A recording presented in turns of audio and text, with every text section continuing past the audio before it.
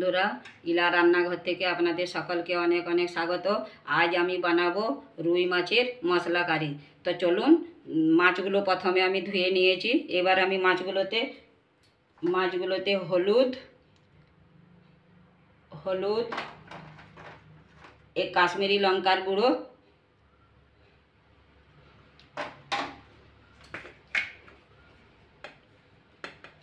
নুন স্বাদ অনুসারে,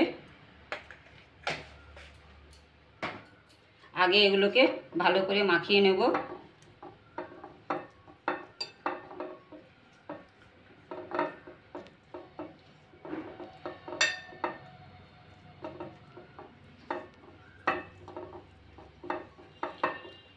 মাখানো হয়ে গেছে। এবার আমি তেল দেবো এতে।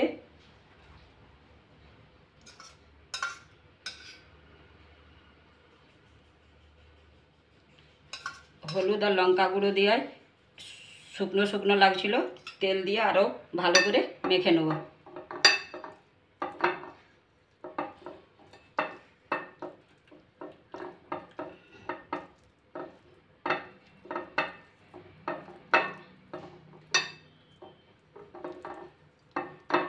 হয়ে গেছে, মাখানো হয়ে গেছে। এবার আমি 5 থেকে 10 মিনিট এটা মাখিয়ে রাখবো।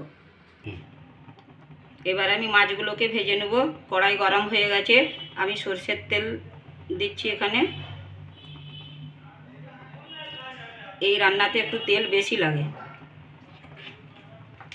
তেল দিয়েছি, তেলটা গরম হলে মাছগুলোকে আমি ভালো করে ভেজে নেব। তেলটা গরম হয়ে গেছে, মাছগুলো এবার ভেজে নেব। মাছগুলো কিন্তু একটু কড়া করেই ভাজবো।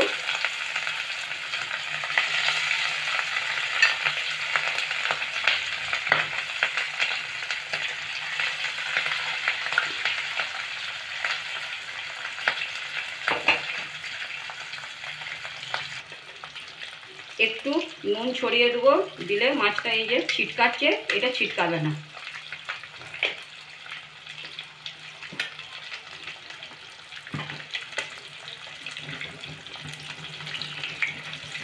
এই পাশটা হলে আবার আমি ওই পাশে উল্টে বেশ কড়া করে একটু ভেজে নেবো মাছগুলো ততক্ষণে হতে থাক ভাজা, ততক্ষণে আমি মাছের মশলাটা করে নেব।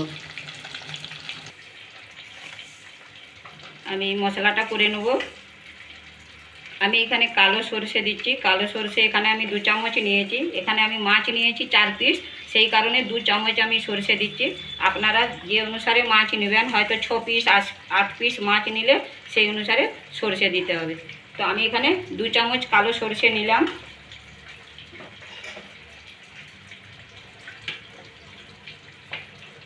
রসুন দিলাম। এখানে আমি কাঁচা লঙ্কা 2টো দিলাম। আপনারা যে অনুসারে ঝাল খান সেই অনুসারে লঙ্কা দেবেন।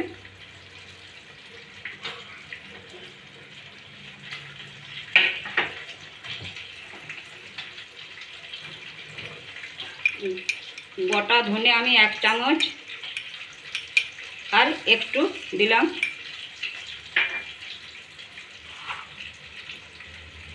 এখানে গোটা জিরে আমি 1 চামচ দিলাম।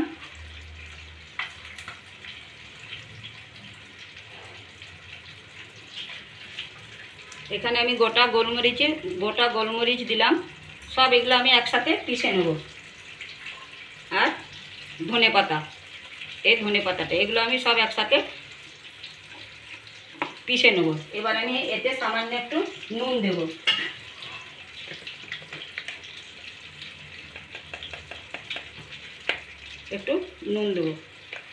খুব একটা পাতলা করব না, একটু সামান্য জল দিয়ে পিষে নেব।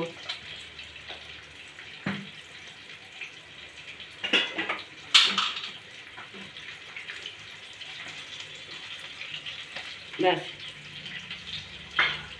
বেশি পাতলা করব না। এবার আমি এটা পিষে নেব।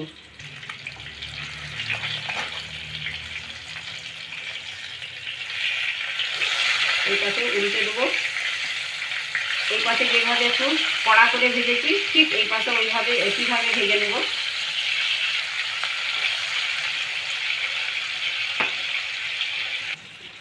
এই আদাটাও কিন্তু আমি ওই মশলার সাথেই পিষে নেবো, সব একসাথে। মাছগুলো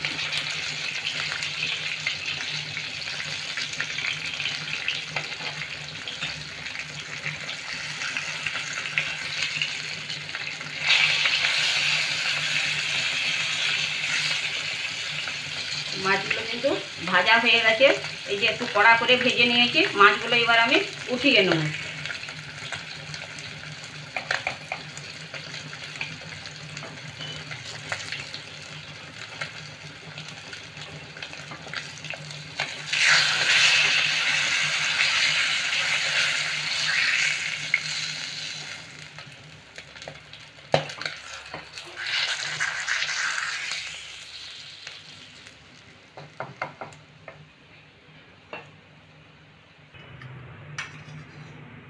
আবারও আমি 2 চামচের মতন তেল দিলাম, তেলটা কম মনে হচ্ছিল।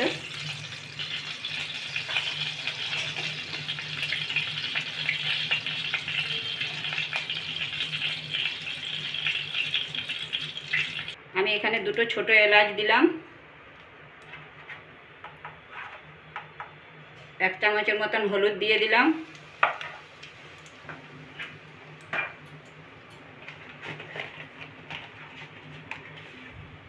কাশ্মীরি লঙ্কার গুঁড়ো দিলাম।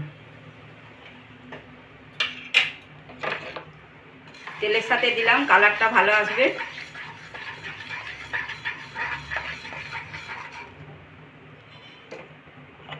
এবার আমি এতে যে মশলাটা করে রেখেছিলাম ওই মশলাটা দেব। এই মশলাটা এই দেখুন শক্ত শক্ত করে পিষেছি আমি।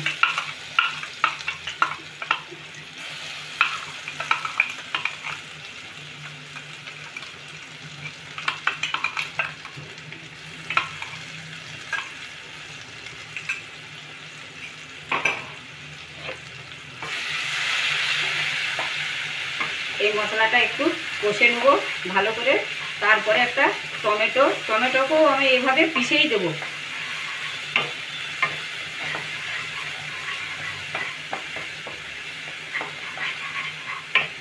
গ্যাসটাকে আমি কমে রেখেছি, কম করে মশলাটা পিষবো, ততক্ষণে আমি টমেটোটা পিষে নেব।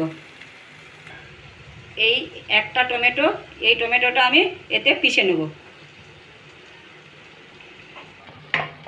ধনেপাতা আরে ভালো করে আমি কষে নেব। এতে কিন্তু একটু বেশি তেল দিয়েছি, সর্ষে আছে, সর্ষে কম তেলে যদি কষা হয় তো তেতো লাগে, সেই জন্য একটু তেল বেশি লাগে এতে।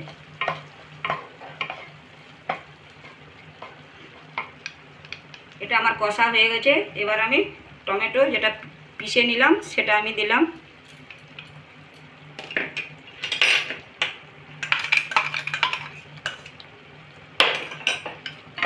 টমেটোটাও ভালো করে কষে নেব, এর কাঁচা গন্ধটা যতক্ষণ না যাচ্ছে।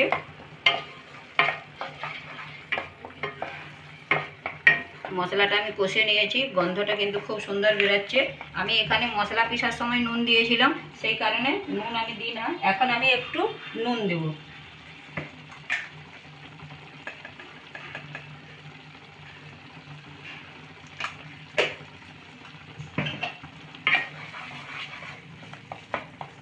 এবার আমি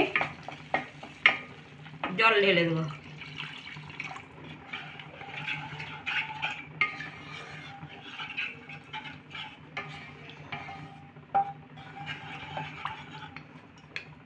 এবারে ফুটলে মাছগুলো আমি ছাড়বো। এখন গ্যাসটাকে আমি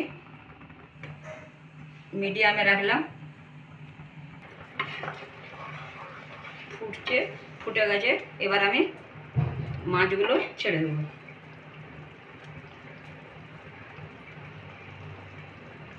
গন্ধটা কিন্তু খুব সুন্দর বেরিয়েছে। দেখুন বন্ধু, কত সহজে পেঁয়াজ ছাড়া রুই মাছের মশলা কারি তৈরি হয়ে গেল। আমার এই ভিডিওটি আপনারা প্রথম থেকে শেষ পর্যন্ত দেখবেন এবং আশা করি ভালো লাগবে। ভালো লাগলে আমার চ্যানেলটিকে সাবস্ক্রাইব করার অনুরোধ রইল। এরকম নিত্য নতুন রেসিপি পেতে পাশে যে বেল আইকনটি আছে অবশ্যই ক্লিক করে রাখবেন এবং খেতে কেমন লাগলো সেটি কমেন্ট করে অবশ্যই জানাবেন। একটু খালি মাছ দেওয়ার পর মাছগুলো দেওয়ার পর একটু ফুটিয়ে নেব। এখন আমি চিড়ে রাখা কাঁচা লঙ্কাগুলো দিলাম, উপর থেকে ধনেপাতা ছড়িয়ে দিলাম একটু। ধনেপাতা তো পিসাই দিয়েইছি অনেকটা, এখন আমি একটু দিলাম। আপনারা কিন্তু পরিমাণ মতন ওই যে মশলাগুলো, সব মশলাগুলো পরিমাণ মতন নেবেন। এবারে উপর থেকে গরম মশলা একটু দিলাম।